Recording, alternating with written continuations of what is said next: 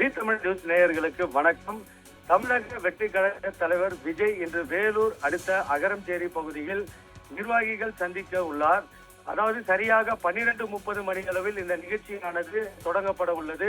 கடந்த 20 நாட்களுக்கு மேலாக இந்த நிகழ்ச்சிக்கான ஏற்பாடுகள் தீவிரமாக நடைபெற்று வந்தது. இதில் 140 அடி அகலம் 700 அடி நீளம் கொண்ட அரங்கம் அமைக்கப்பட்டு 4900 பேர் மட்டுமே அனுமதிக்கப்பட உள்ளதாக தெரிவித்தனர். இதற்காக சென்னையிலிருந்து QR கோடு மூலம் அடையாள அட்டை வழங்கப்பட்டு தமிழக வெற்றி கழக நிர்வாகிகள் மட்டுமே அனுமதிக்கப்படுவார்கள் என்று குறிப்பிட்டிருந்த சூழ்நிலையில் தற்பொழுது அங்கு அதாவது தமிழக வெற்றி கழக நிர்வாகிகள் பங்கேற்கும் கூட்டத்திற்கு அதிகப்படியான ரசிகர்கள், விஜய் ரசிகர்கள் மற்றும் தமிழக வெற்றி கழக நிர்வாகிகள் வந்து குவிந்தனர். இதனை அடுத்து பாஸ் உள்ளவர்களுக்கு மட்டுமே அங்கு அனுமதி வழங்கப்படும் என போலீசார் தெரிவித்திருந்த சூழ்நிலையில் தமிழக வெற்றி கழக நிர்வாகிகளுக்கும் போலீசாருக்கும் இடையே தள்ளுமுள்ளு ஏற்பட்டது. இதனை அடுத்து அங்கிருந்த பேரிகார்டுகளை அகற்றிவிட்டு நிர்வாகிகள் அங்கிருந்து அரங்கத்திற்குள் அத்துமீறி நுழைந்துள்ளனர்.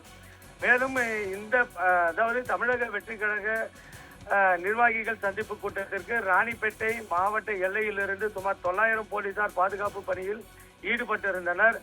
மேலும் நிகழ்ச்சியின் தடுப்புகளை உடைத்து உள்ளே புகுந்த நிர்வாகிகள் அங்கு சிறிது நேரம் பரபரப்பான சூழ்நிலை காணப்பட்டது. மேலும் பேருந்து இல்லாமல் வெளியே நிறுத்தப்பட்ட தாவேகாவினர் திடீரென தடுப்புகளை உடைத்து கூட்ட அரங்கிற்குள் புகுந்தனர்.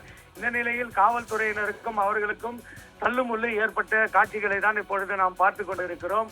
மேலும் இதனை அடுத்து அங்கு இந்த சம்பவம் நடைபெற்ற இடத்திலிருந்து சற்று தொலைவில் உள்ள அரங்கிற்குள் QRC கோடு எனப்படும் அந்த பாஸ் வைத்திருப்பவர்கள் மட்டுமே தற்பொழுது அனுமதிக்கப்படுவார்கள் என கூறப்படுகிறது.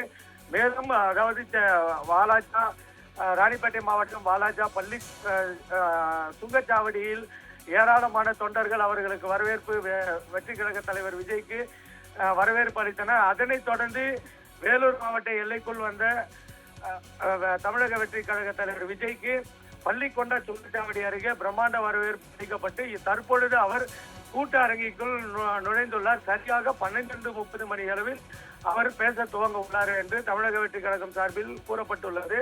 மேலும் தற்பொழுது இது போன்ற ஒரு சம்பவம் நடைபெற்றது அப்பகுதியில் பரபரப்பை ஏற்படுத்தியுள்ளது.